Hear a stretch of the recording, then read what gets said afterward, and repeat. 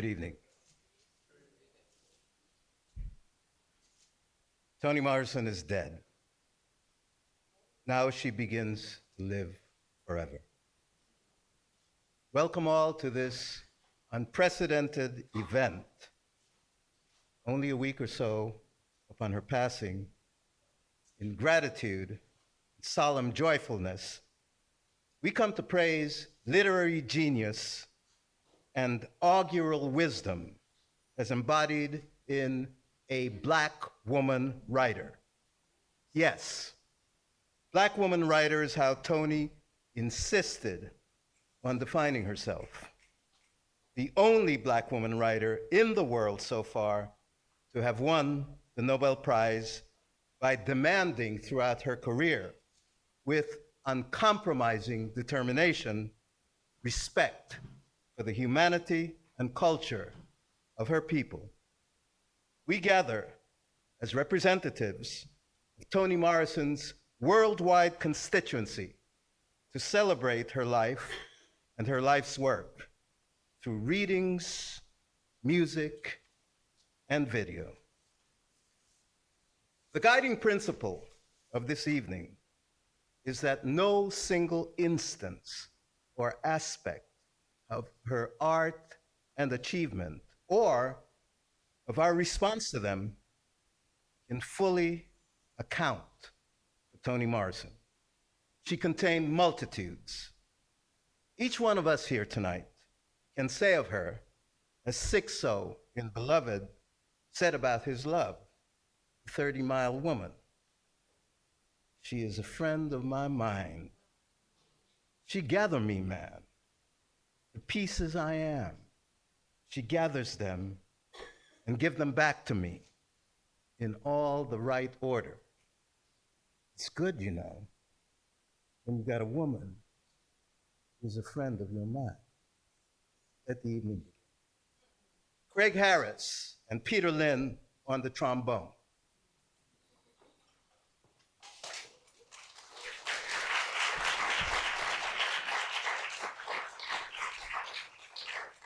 Vincent Chansey on the French horn.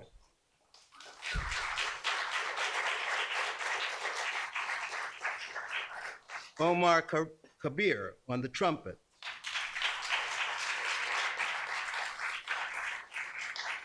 And Lee Odom, Jay Rodriguez, and Richard Fairfax on the saxophone.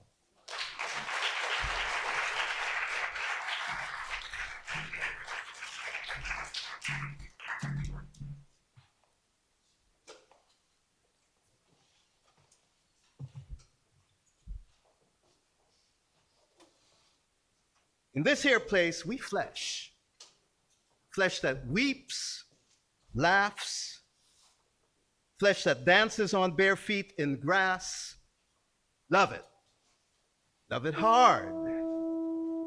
Yonder, they do not love your flesh. They despise it.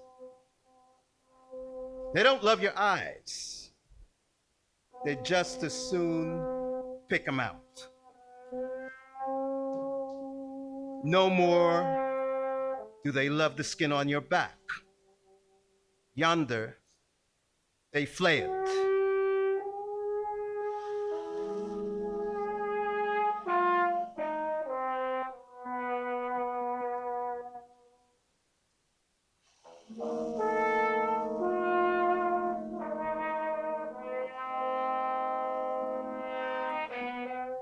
And oh, my people, they do not love your hands.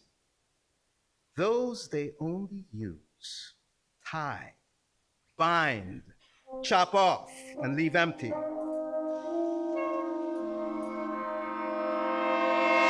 Love your hands. Love them. Raise them up and kiss them. Touch others with them.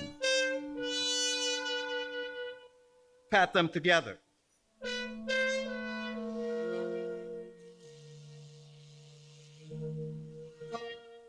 Stroke them on your face, 'cause they don't love that either.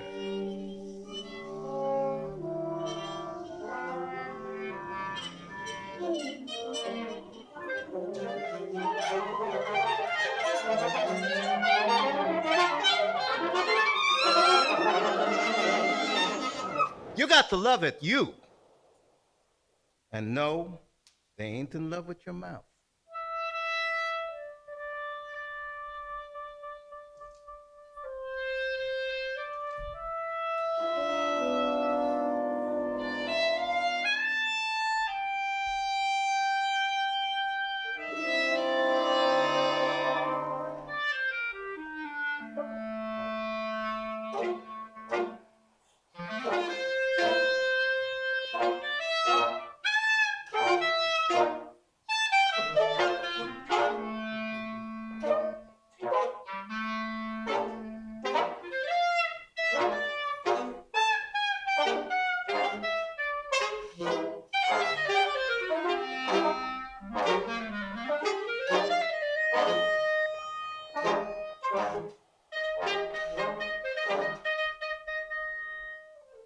Yonder out there, they will see it broken and break it again. What you sow out of it, they will not heed. What you scream from it, they do not hear. What you put into it to nourish your body, they will snatch away and give you leaving instead. No, they don't love your mouth.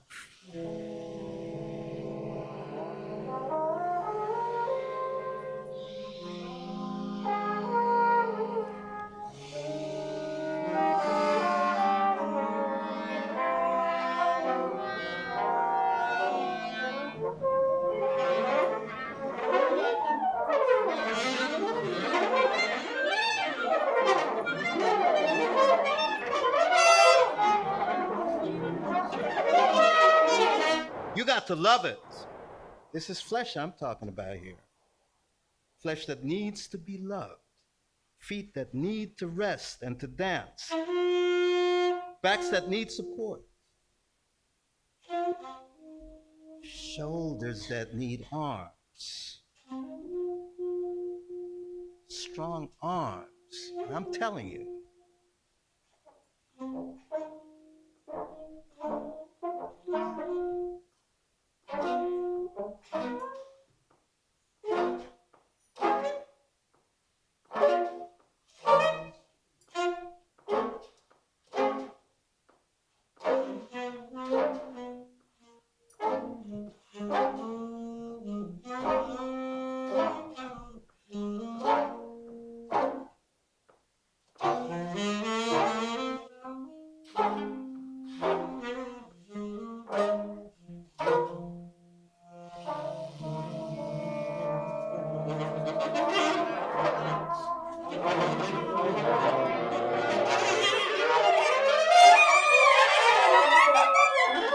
And oh, my people out yonder, hear me.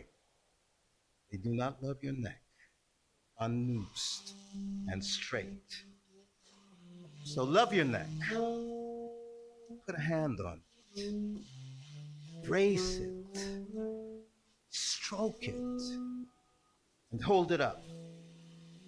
And all your inside parts that they just as soon slop for hogs. You got to love them.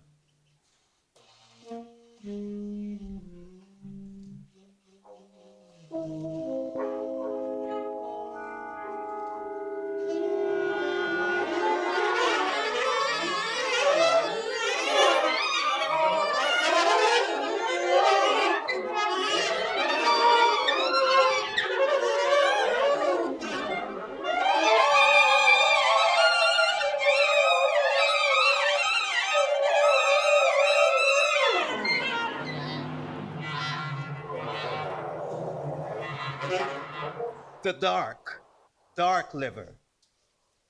Love it. Love it.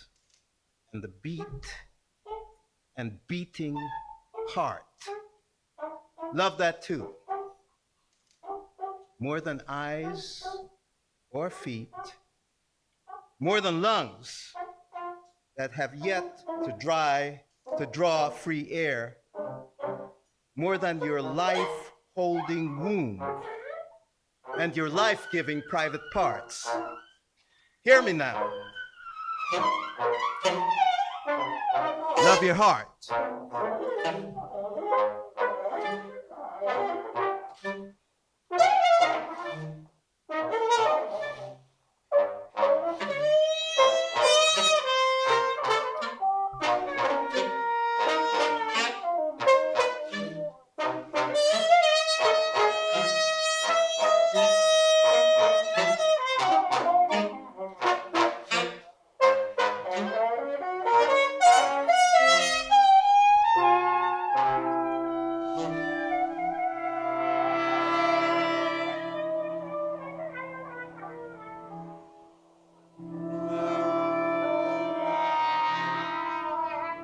For this is the prize.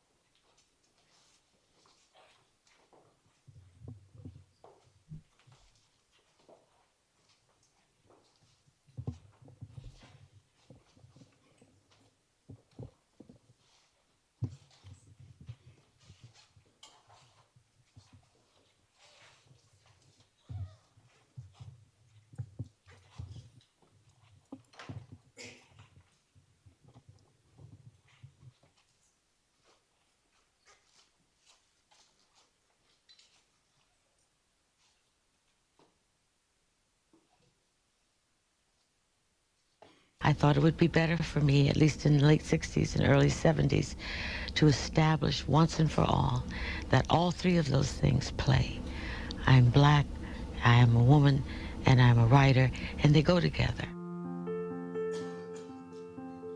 That the people who do this thing, who practice racism, are bereft. There is something distorted about the psyche. It's a huge waste, and it's a corruption and a distortion. It's a profound neurosis that nobody examines for what it is. It feels crazy. It is crazy. If you can only be tall because somebody's on their knees, then you have a serious problem. And my feeling is white people have a very, very serious problem. I'm not going to give up one drop of melanin in order to get there. I'm not going to erase my race or my gender to get there. I want all of it. I deserve all of it, and we all do. I don't want to be blanded, bleached out in order to participate in this country and walk any hall of power or corridor that I want to. Interesting to see when a kid walks in the room, your child or anybody else's child, does your face light up? And that's what they're looking for. When my children used to walk in the room when they were little, I looked at them to see if they had buckled their trousers, or if their hair was combed, or if their socks were up. And so you think your affection and your deep love is on display because you're caring for them. It's not. When they see you, they see the critical face. What's wrong now? You know, my little saying is one person cannot raise a child. Neither can two. You need everybody. The pinnacle for me as a writer is really the writing, the next book, doing it better and better every time out. Language can never live up to life once and for all, nor should it. Language can never pin down slavery, genocide, war, nor should it yearn for the arrogance to be able to do so. Its force, its felicity is in its reach toward the ineffable. Even when I wrote The Bluest Eye, the first book, I was really writing a book I wanted to read. I mean, I didn't know, I hadn't seen a book in which black girls were center stage. They were usually, I don't know, somebody's joke, or on the periphery. You were writing it for yourself, not for any audience. We die. That may be the meaning of life. But we do language. That may be the measure of our lives.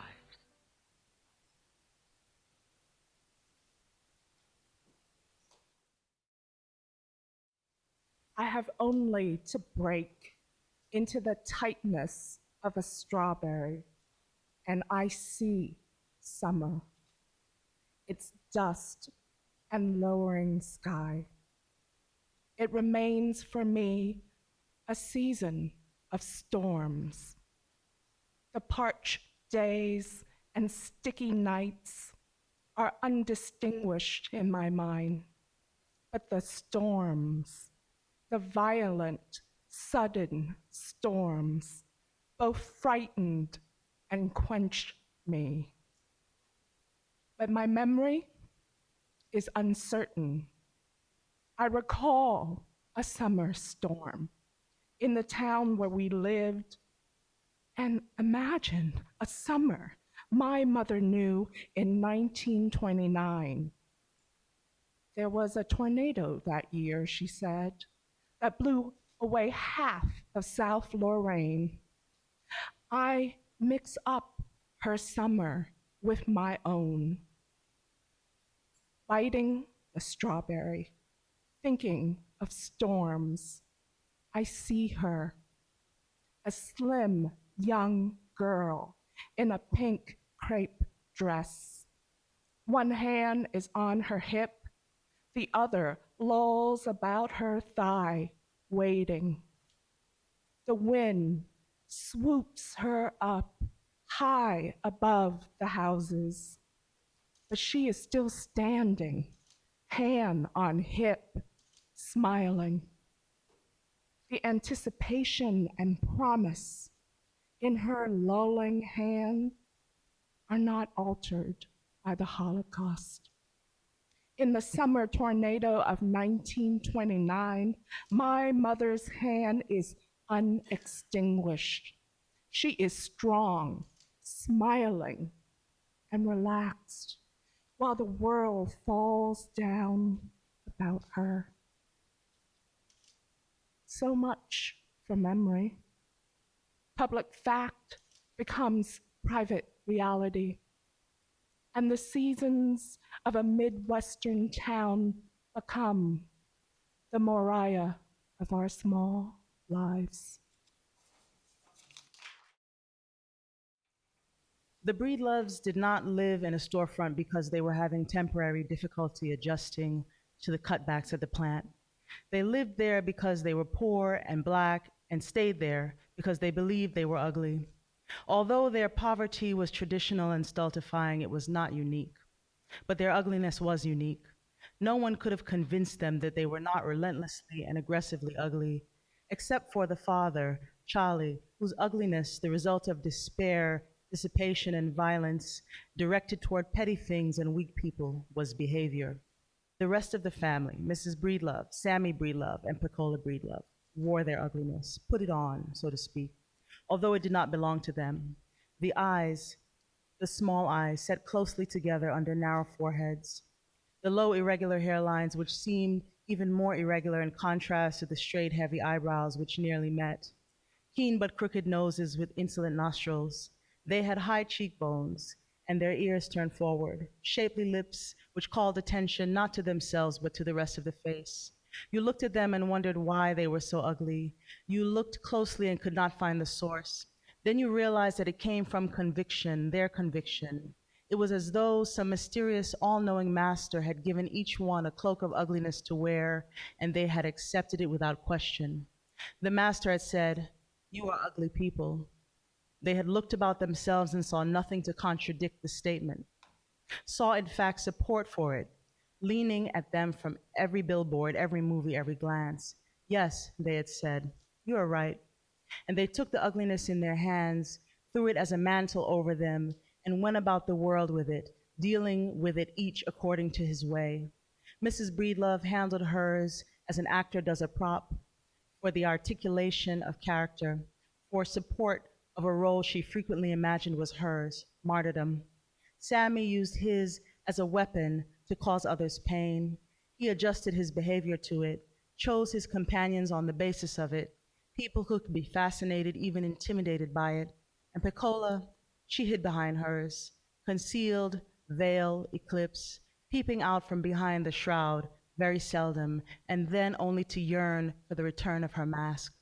This family, on a Saturday morning in October, began one by one to stir out of their dreams of affluence and vengeance into the anonymous misery of their storefront. Exhausted, his feet clotted with pain, Shadrach sat down at the curbside to take off his shoes. He closed his eyes to avoid seeing his hands and fumbled with the laces of the heavy high-top shoes. The nurse had tied them into a double knot, the way one does for children, and Shadrach, long unaccustomed to the manipulation of intricate things, could not get them loose. Uncoordinated, his fingers tore away at the knots. He fought a rising hysteria that was not merely anxiety to free his aching feet. His very life depended on the release of the knots. Suddenly, without raising his eyelids, he began to cry. 22 years old, weak, hot, frightened, not daring to acknowledge the fact that he didn't even know who or what he was, with no past, no language, no tribe, no source, no address book, no comb, no pencil, no clock, no pocket handkerchief, no rug, no bed, no can opener, no faded postcard, no soap, no key, no tobacco pouch, no soiled underwear, and nothing, nothing, nothing to do. He was sure of one thing only, the unchecked monstrosity of his hands. He cried soundlessly at the curbside of a small Midwestern town, wondering where the window was, and the river, and the soft voices just outside the door. And then, I was good to you, SULA. Why don't that matter? SULA turned her head away from the boarded window. Her voice was quiet, and the stemmed rose over her eye was very dark. It matters, Nell, but only to you, not to anybody else. Being good to somebody is just like being mean to somebody. Risky. You don't get nothing for it. Nell took her hands from the brass railing. She was annoyed with herself. Finally, she had gotten the nerve to ask the question, the right question. It made no difference. SULA couldn't give her a sensible answer because she didn't know, would be, in fact, the last to know. Talking to her about right and wrong was like talking to the Deweys. She picked at the fringe on SULA's bedspread and said softly, "We were friends." "Oh yes, good friends," SULA said. "And you didn't love me enough to leave him alone?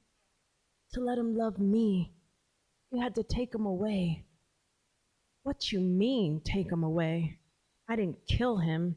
I just fucked him. If we were such good friends, how come you couldn't get over it? You laying there in that bed without a dime or a friend to your name, having done all the dirt you did in this town, and you still expect folks to love you." SULA raised herself up on her elbows. Her face glistened with the dew of fever. She opened her mouth as though to say something, then fell back on the pillows and sighed. "Oh, they'll love me all right. It will take time, but they'll love me." The sound of her voice was as soft and distant as the look in her eyes. After all the old women have lain with the teenagers, when all the young girls have slept with their old drunken uncles, after all the black men fuck all the white ones, when all the white women kiss all the black ones, when the guards have raped all the jailbirds, and after all the whores make love to their grannies, after all the faggots get their mother's trim, when Lindbergh sleeps with Bessie Smith and Norma Shearer makes it was steppin' Fletchit. After all the dogs have fucked all the cats, and every weather vane on every barn flies off the roof to mount the hogs, then there'll be a little love left over for me, and I'll know just what that feels like. It was very strange, this stubbornness about SULA. For even when China, the most rambunctious whore in town, died, whose black son and white son said when they heard she was dying, "She ain't dead yet," even then everybody stopped what they were doing and turned out in numbers to put the fallen sister away. It was Nell who finally called the hospital, then the mortuary, then the police, who were the ones to come. So the white people took over. They came in a police van and carried the body down the steps, past the 4 pear trees and into the van for all the world, as with Hannah. When the police asked questions, nobody gave them any information. It took them hours to find out the dead woman's first name. The call was for a Miss Peace at 7 Carpenters Road. So they left with that. A body, a name, and an address. The white people had to wash her, dress her, prepare her, and finally lower her. It was all done elegantly, for it was discovered that she had a substantial death policy. Nell went to the funeral parlor, but was so shocked by the closed coffin, she stayed only a few minutes.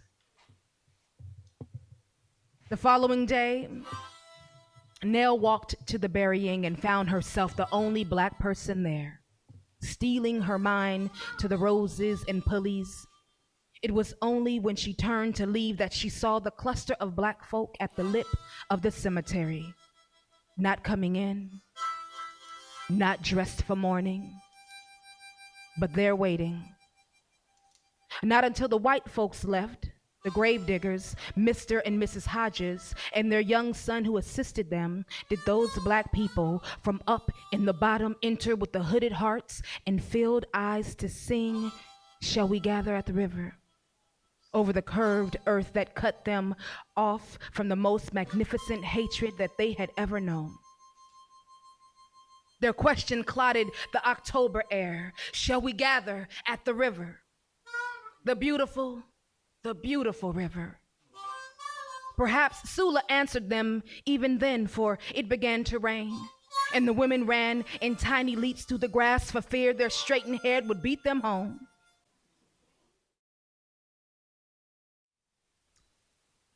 He read the road signs with interest now, wondering what lay beneath the names. The Algonquins had named the territory he lived in Great Water, Michigami. How many dead lives and fading memories were buried in and beneath the names of the places in this country? Under the recorded names were other names, just as Macon Dead, recorded for all time in some dusty file, hid from view the real names of people, places, and things. Names that had meaning. No wonder Pilate put hers in her ear. When you know your name, you should hang on to it, for unless it is noted down and remembered, it will die when you do. Like the street he lived on, recorded as Mains Avenue, but called not Doctor Street by the Negroes in memory of his grandfather, who was the first colored man of consequence in that city. Never mind that he probably didn't deserve their honor. They knew what kind of man he was. Arrogant, color-struck, snobbish. They didn't care about that. They were paying their respect to whatever it was that made him be a doctor in the first place, when the odds were that he'd be a yard man all of his life. So they named a street after him.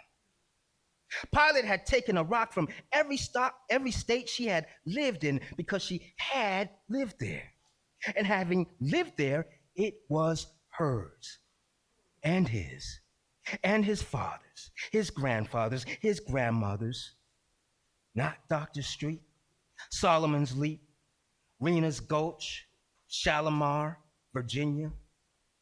He closed his eyes and thought of the black men in Shalimar, Roanoke, Petersburg, Newport News, Danville, in the blood bank, on Darling Street, in the pool halls, the barber shops, the names they got from yearnings, gestures, flaws, events, mistakes, weaknesses, names that bore witness, making dead, Sing Bird, Crowl Bird, Pilate, Reba, Hagar, Magdalene, 1 Corinthians, Milkman, Guitar, Railroad Tommy, Hospital Tommy, Empire State, he just stood around and swayed.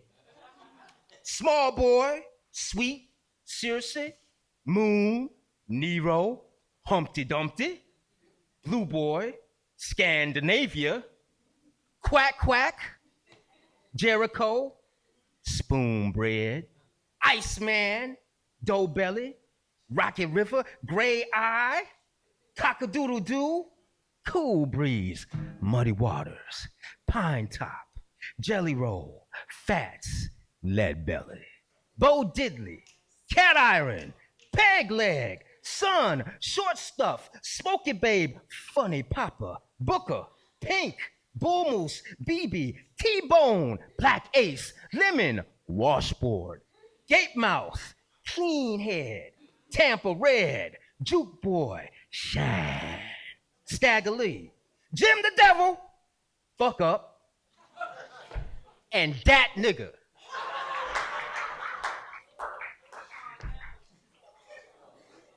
Angling out from these thoughts of names was one more. The one that whispered in the spinning wheels of the bus. Guitar is buying his time. Guitar is buying his time. Your day has come. Your day has come. Guitar is buying his time. Guitar is a very good day. Guitar is a very good day. A very good day. A very good day. And biding his time.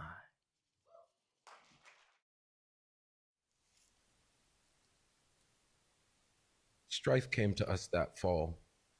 At least, that's what the paper called it. Strife. Racial strife. The word made me think of a bird, a big shrieking bird out of 1 million BC flapping its wings and cawing. Its eye with no lid always bearing down on you. All day it screeched, and at night it slept on rooftops. It woke you in the morning, and from the Today Show to the 11 o'clock news, it kept you in awful company. I couldn't figure it out from one day to the next. I knew I was supposed to feel something strong, but I didn't know what. And James wasn't any help. Joseph was on the list of kids to be transferred from the junior high school to another one at some far out of the way place. And I thought it was a good thing, until I heard it was a bad thing. I mean, I didn't know. All the schools seemed dumped to me, and the fact that one was nicer looking didn't hold much weight. But the papers were full of it. And then the kids began to get jumpy. In August, mind you. Schools weren't even open yet. I thought Joseph might be frightened to go over there, but he didn't seem scared, so I forgot about it. Until I found myself driving along Hudson Street. out there by the school they were trying to integrate, and saw a line of women marching. And who do you suppose was in line, big as life, holding a sign in front of her, bigger than her mother's cross? Mothers have rights too, it said. I drove on, then changed my mind. I circled the block, slowed down, and honked my horn. Thank you. Something in the house braced, and in the listening quiet that followed, Setha spoke. I got a tree on my back and a haint in my house, and nothing in between but the daughter I am holding in my arms. No more running from nothing. I will never run from another thing on this earth. I took one journey and I paid for the ticket.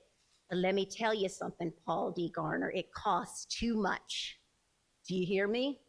It costs too much. Now sit down and eat with us or leave us be. Paul D. fished in his vest for a little pouch of tobacco, concentrating on its contents and the knot of its string, while Setha led Denver into the keeping room that opened off the large room he was sitting in. He had no smoking papers, so he fiddled with the pouch and listened through the open door to Setha quieting her daughter. When she came back, she avoided his look and went straight to a small table next to the stove. Her back was to him, and he could see all the hair he wanted without the distraction of her face. What tree on your back? Huh? Setha put a bowl on the table and reached under it for flour. What tree on your back? Is something growing on your back? I don't see nothing growing on your back. They're all the same. Who told you that? White girl. That's what she called it.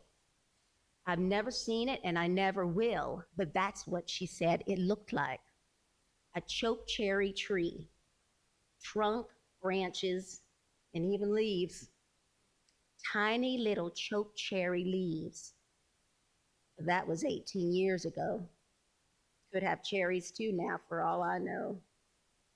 Setha took a little spit from the tip of her tongue and her forefinger.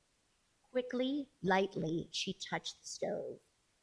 Then she trailed her fingers through the flour, parting, separating small hills and ridges of it, looking for mites. Finding none, she poured soda and salt into the crease of her folded hand and tossed both into the flour. Then she reached into a can and scooped half a handful of lard. Deftly, she squeezed the flour through it. Then with her left hand sprinkled water, she formed the dough. I had milk, she said. I was pregnant with Denver, but I had milk for my baby girl. I hadn't stopped nursing her when I sent her on ahead with Howard and Bugler. Now she rolled the dough out with a wooden pin. Anybody could smell me long before she saw me. And when he saw me, he'd see the drops of it on the front of my dress. Nothing I could do about that. All I knew was I had to get my milk to my baby girl. Nobody was going to nurse her like me. Nobody was going to get it to her fast enough or take it away when she had enough and didn't know it. Nobody knew that she couldn't pass her air if you held her up on your shoulder, only if she lying on my knees. Nobody knew that but me, and nobody had her milk but me. I told that to the woman in the wagon, told them to put sugar water in cloth to suck from, so when I got there in a few days, she wouldn't have forgot me. The milk would be there, and I would be there with it. Men don't know nothing much, said Paul D., tucking his pouch back into his vest pocket. But they do know a suckling can't be away from its mother for long. Then they know what it's like to send your children off when your breasts are full. We was talking about a tree, Setha. After I left you, those boys came in and took my milk. That's what they came in for. Held me down and took it. I told Mrs. Garner on them. She had that lump and couldn't speak, but her eyes rolled out tears. Them boys found out I told on them. School teacher made one open up my back, and when it closed, it made a tree. It grows there still.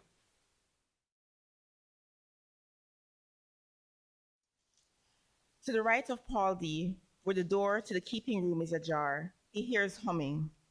Someone is humming a tune, something soft and sweet, like a lullaby.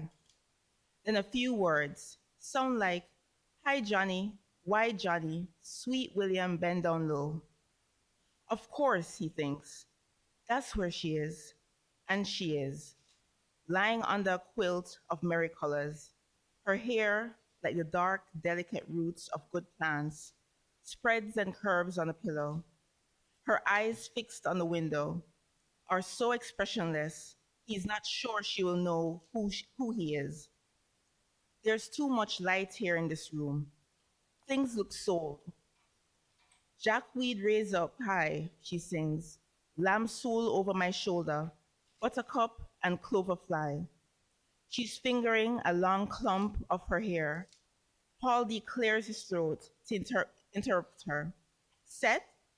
She turns her head. Paul D. Oh, Seth. I made the ink, Paul D. He couldn't have done it if I hadn't made the ink. What ink? Who? You shaved. Yeah. Look bad? No. You're looking good. Devil's confusion. What's this I hear about you not getting out of bed? She smiles, lets it fade, and turns her eyes back to the window. I need to talk to you, he tells her. She doesn't answer. I saw Denver. She tell you? She comes in the daytime, Denver. She's still with me, my Denver.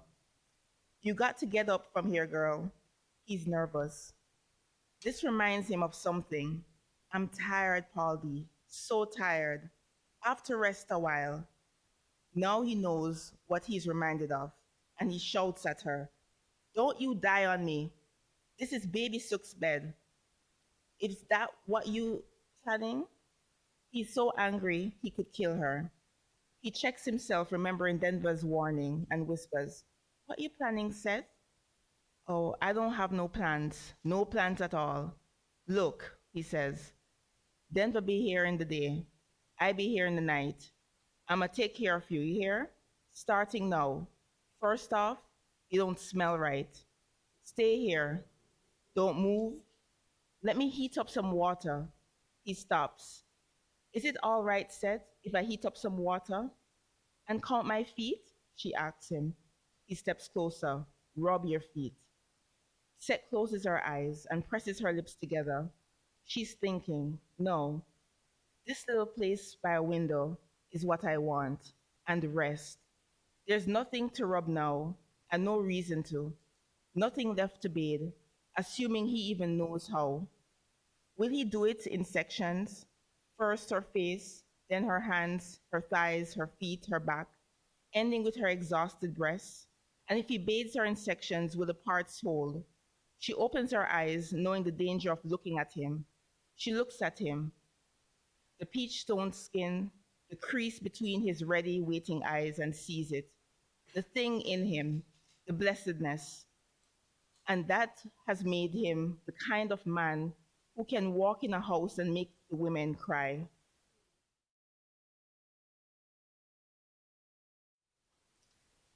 They shoot the white girl first. With the rest, they can take their time. No need to hurry out here. They are 17 miles from a town which has 90 miles between it and any other. Hiding places will be plentiful in the convent, but there is time and the day has just begun. They are 9, over twice the number of the women they are obliged to stampede or kill, and they have the paraphernalia for either requirement. Rope, a palm leaf cross, handcuffs, mace, and sunglasses along with clean, handsome guns. They have never been this deep in the convent. Some of them have parked Chevrolets near its porch to pick up a string of peppers or have gone into the kitchen for a gallon of barbecue sauce. But only a few have seen the halls, the chapel, the schoolroom, the bedrooms. Now they all will, and at last they will see the cellar and expose its filth to the light that is soon to scour the Oklahoma sky. Meantime, they are startled by the clothes they are wearing, suddenly aware of being ill-dressed. For at the dawn of a July day, how could they have guessed the cold that is inside this place? Their t-shirts, work shirts, and dashikis soak up cold like fever. Those who have worn work shoes are unnerved by the thunder of their steps on marble floors, those in croquettes by the silence. Then there is the grandeur. Only the two who are wearing ties seem to belong here, and one by one each is reminded that before it was a convent, this house was an embezzler's folly. A mansion where bisque and rose-tone marble floors segue into teak ones. Isinglass holds yesterday's light and patterns walls that were stripped and whitewashed 50 years ago. The ornate bathroom fixtures, which sickened nuns, were replaced with good plain spigots. But the princely tubs and sinks, which could not be inexpensively removed, remain, coolly corrupt. The embezzler's joy that could be demolished was, particularly in the dining room, which the nuns converted to a schoolroom where stilled Arapaho girls once sat and learned to forget. The chill intensifies as the men spread deeper into the mansion, taking their time, looking, listening, alert to the female malice that hides here and the yeast and butter smell of rising dough. One of them, the youngest, looks back, forcing himself to see the dream he is in, how the dream he is in might go. The shot woman, lying uncomfortably on marble, waves her fingers at him, or seems to. Young people, Lord, do they still call it infatuation? That magic axe that chops away the world in one blow, leaving only the couple standing there trembling? Whatever they call it, it leaps over anything, takes the biggest chair, the largest slice, rules the ground wherever it walks, from a mansion to a swamp, and its selfishness is its beauty. Before I was reduced to sing-song, I saw all kinds of mating. Most are two-night stands trying to last a season. Some, the rip-tide ones, claim exclusive right to the real name, even though everybody drowns in its wake. People with no imagination feed it with sex, the clown of love. They don't know the real kinds, the better kinds where losses are cut and everybody benefits. It takes a certain intelligence to love like that, softly, without props. But the world is such a showpiece. Maybe that's why folks try to outdo it, put everything they feel on stage just to prove they can think up things too. Handsome, scary things like fights to the death, adultery, setting sheets afire. They fail, of course. The world outdoes them every time. While they are busy showing off, digging other people's graves, hanging themselves on a cross, running wild in the streets, cherries are quietly turning from green to red. Oysters are suffering pearls, and children are catching rain in their mouths, expecting the drops to be cold, but they're not. They are warm and smell like pineapple before they get heavier and heavier, so heavy and fast, they can't be caught one at a time. Poor swimmers head for shore, while strong ones wait for lightning silver veins. Bottle green clouds sweep in, pushing the rain inland where palm trees pretend to be shocked by the wind. Women scatter, shielding their hair, and men bend low, holding the women's shoulders against their chest. I run too, finally. I say finally because I do like a good storm. Don't be afraid. My telling can't hurt you in spite of what I've done. And I promise to lie quietly in the dark, weeping perhaps, or occasionally seeing the blood once more. But I will never again unfold my limbs to rise up and bare teeth. I explain. You can think what I tell you a confession if you like, but one full of curiosities familiar only in dreams and during those moments when a dog's profile plays in the steam of the kettle. Or when a corn husk doll sitting on a shelf is soon splaying in the corner of a room, and the wicket of how it got there is plain. Stranger things happen all the time, everywhere. You know. I know you know. One question is, who is responsible? Another is, can you read? If a peahen refuses to brood, I read it quickly, and sure enough, that night I see a Minhame standing hand in hand with her little boy, my shoes jamming the pocket of her apron. Other signs need more time to understand. Often there are too many signs, or bright omen clouds up too fast. I sort them and try to recall, yet I know I am missing much, like not reading the garden snake crawling up to the door saddle to die. Let me start with what I know for certain. Thank you. So it was as a Black that I was purchased by Senor, taken out of the cane and shipped north to his tobacco plants. A hope then, but first the mating, the taking of me and Bess and one other to the curing shed. Afterwards, the men who were told to break we in apologized. Later, an overseer gave each of us an orange, and it would have been all right. It would have been good both times because the results were you and your brother. But then there was Senor and his wife. I began to tell Reverend Father, but shame made my words nonsense. He did not understand, or he did not believe. He told me not to despair with all my soul.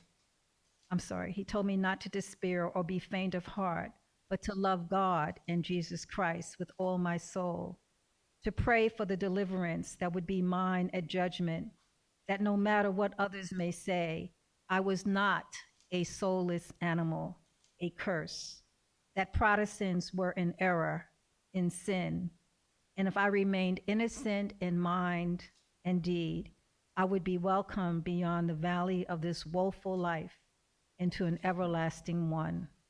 Amen. But you wanted the shoes of a loose woman, and a cloth around your chest did no good. You caught Senor's eye. After the tall man dined and joined Senor, and on a walk through the quarters, I was singing at the pump, a song about the green bird fighting, then dying when the monkey steals her eggs. I heard their voices and gathered you and your brother to stand in their eyes. One chance, I thought. There's no protection, but there is difference. You stood there in those shoes. The tall man laughed and said he would take me to close the debt. I knew Senor would not allow it. I said, take you, my daughter, because I saw the tall man see you as a human child, not pieces of 8. I knelt before him, hoping for a miracle. He said yes.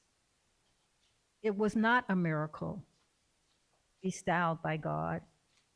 It was a mercy offered by a human. I swayed on my knees, and the door where my heart will remain each night and every day until you understand what I know and long to tell you. To be given dominion over another is a hard thing. To wrest dominion over another is a wrong thing. To give dominion of yourself to another is a wicked thing. Oh, Florence, my love, here are tu mia. Lotus, Georgia is the worst place in the world, worse than any battlefield. At least on the field, there is a goal, excitement, daring, and some chance of winning along with many chances of losing. Death is a sure thing, but life is just as certain. Problem is, you can't know in advance. In Lotus, you did know in advance, since there was no future, just long stretches of killing time.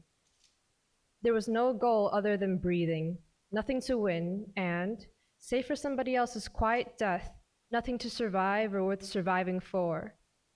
If not for my two friends, I would have suffocated by the time I was 12. They, along with my little sister, kept the indifference of parents and the hatefulness of grandparents an afterthought. Nobody in Lotus knew anything or wanted to learn anything. It sure didn't look like any place you'd want to be. Maybe 100 or so people living in some 50 spread out rickety houses. Nothing to do but mindless work in fields you didn't own, couldn't own, and wouldn't own if you had any other choice. My family was content, maybe just hopeless living that way. I understand. Having been run out of one town, any other that offered safety and the peace of sleeping through the night, and not waking up with a rifle in your face was more than enough. But it was much less than enough for me. You never lived there, so you don't know what it was like. Any kid who had a mind would lose it. Was I supposed to be happy with a little quick sex without love every now and then? Maybe some accidental or planned mischief? Could marbles, fishing, baseball, and shooting rabbits be reason to get out of bed in the morning? You know it wasn't. Mike, Stuff, and me couldn't wait to get out and away, far away. Thank the Lord for the army. I don't miss anything about that place except the stars. Only my sister in trouble could force me to even think about going in that direction. Don't paint me as some enthusiastic hero. I had to go. I dreaded it. I told you again that you were the reason Adam ate the apple and its core. That when he left Eden, he left a rich man. Not only did he have Eve, but he had the taste of the first apple in the world in his mouth for the rest of his life. The very first to know what it was like to bite down, hear the crunch and let the red peeling break his heart. You looked at me then like you knew me, and I thought it really was Eden. And I couldn't take your eyes in because I was loving the hoof marks on your cheeks. I went back up there to the very spot old snow made the sky soft and blackened tree bark, dog tracks and rabbits too, neat as the pattern on a Sunday tie scattered over the snow. One of those dogs must have weighed 80 pounds. The rest were small size, one limped. My footprints messed everything up. And when I looked back at where I'd walked, saw myself standing there in street shoes, no galoshes, wet to the ankles, I knew. I didn't feel the cold though, because I was remembering it the way it was in our time, that warm October. Remember? The rose of Sharon was still heavy with flowers, lilac tree pines, the tulip trees where Indians gathered looked like kings. The first time we met there, I got there before you.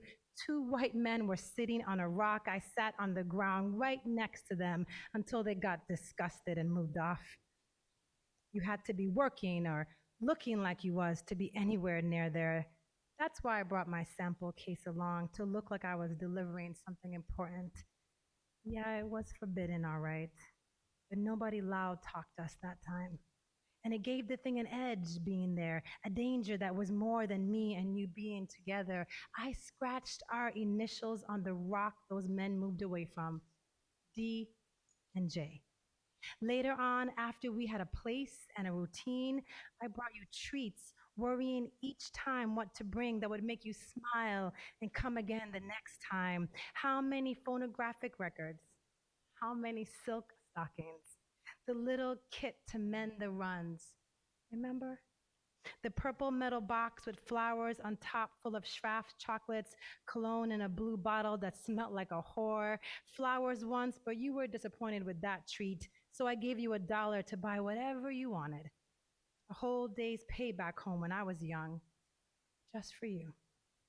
Anything, just for you. To bite down hard, chew up the core, and have the taste of red apple skin to carry around for the rest of my life.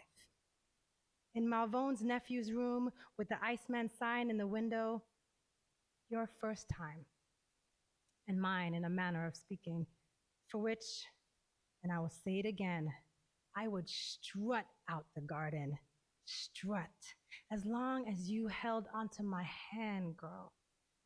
Dorcas, girl, your first time and mine. I chose you. Nobody gave you to me. Nobody said, that's the one for you.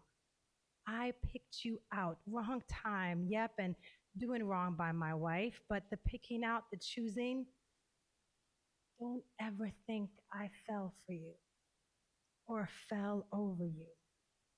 I didn't fall in love. I rose in it. I saw you and I made up my mind. My mind.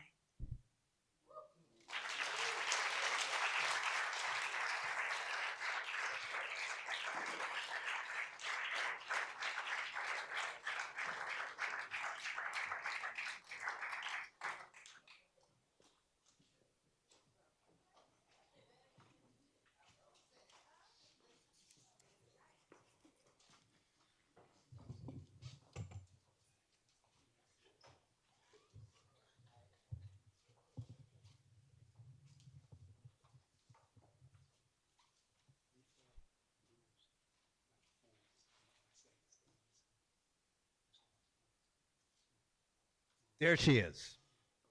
There she is.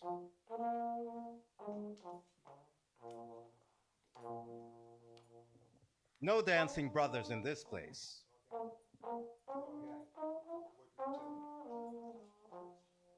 Nor any breathless girls waiting for the white bulb to be exchanged for the blue.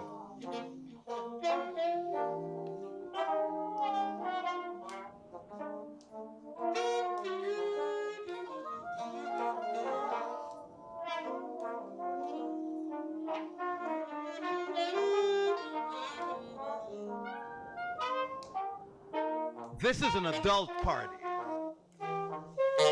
What goes on in bright light.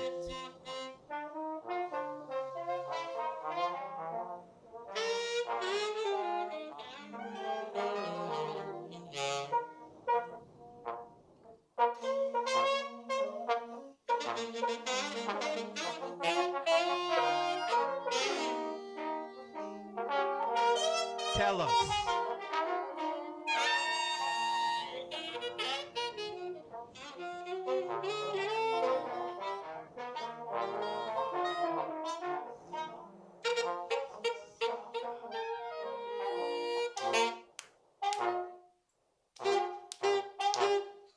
Tell us what it is to be a woman, so that we may know what it is to be a man.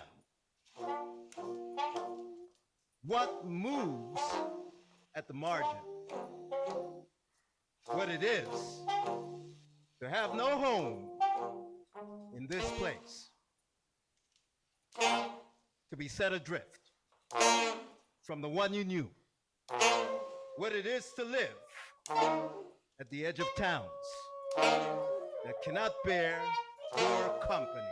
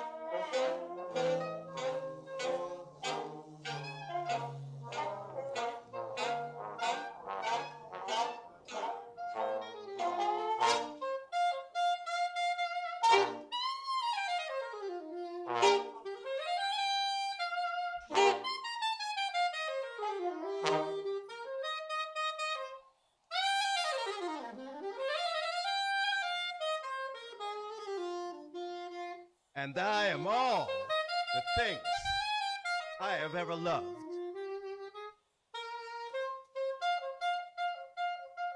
Scuppernong wine, cool baptisms in silent water,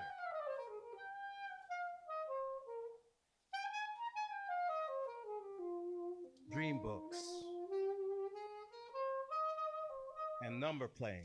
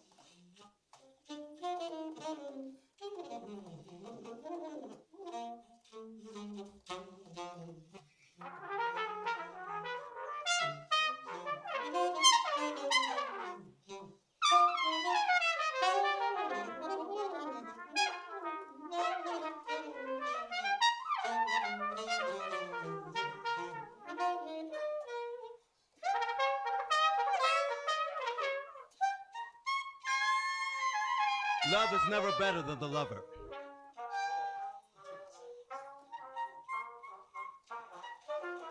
Wicked people love wickedly.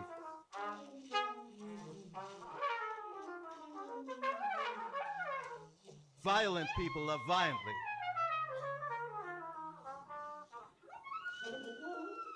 Weak people love weakly. Stupid people love stupidly.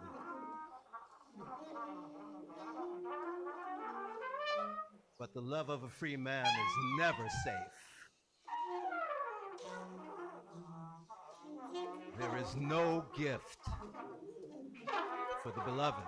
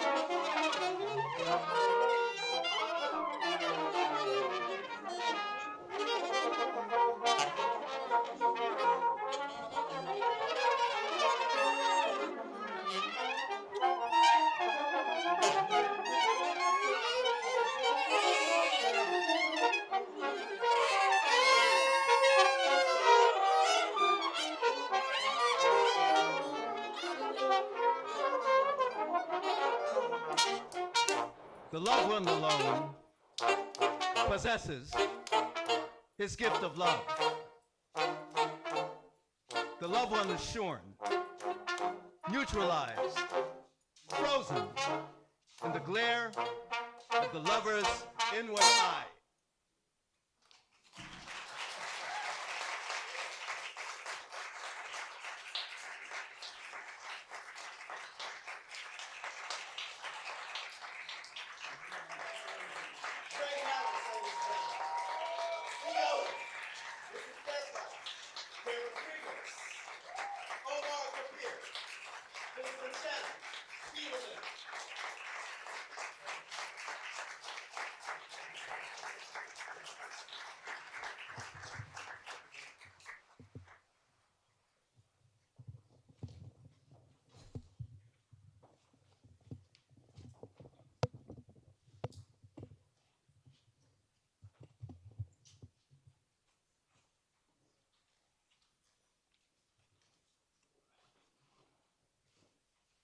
Fiction has never been entertainment for me. It has been the work I have done for most of my adult life. I believe that one of the principal ways in which we acquire, hold, and digest information is via narrative.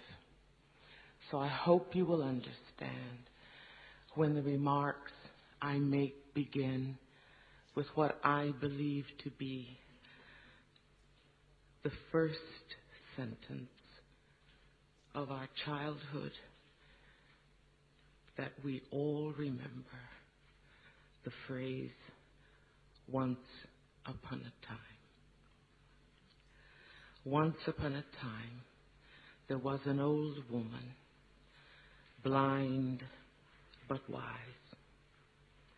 Or was it an old man, a guru perhaps, or a griot soothing restless children? I've heard this story, or one exactly like it, in the lore of several cultures. Once upon a time, there was an old woman, blind, wise. In the version I know, the woman is the daughter of slaves, black, American, and lives alone in a small house outside of town. Her reputation for wisdom is without peer and without question. Among her people, she is both the law and its transgression. The honor she is paid and the awe in which she is held reach beyond her neighborhood to places far away, to the city, where the intelligence of rural prophets is the source of much amusement. One day, the woman is visited by some young people who seem bent on disproving her clairvoyance and showing her up for the fraud they believe she is. Their plan is simple. They enter her house and ask the one question, the answer to which rides solely on her difference from them, a difference they regard as a profound disability, her blindness. They stand before her, and one of them says, "Old woman, I hold in my hand a bird. Tell me whether it is living or dead." She doesn't answer, and the question is repeated. Is the bird I am holding living or dead?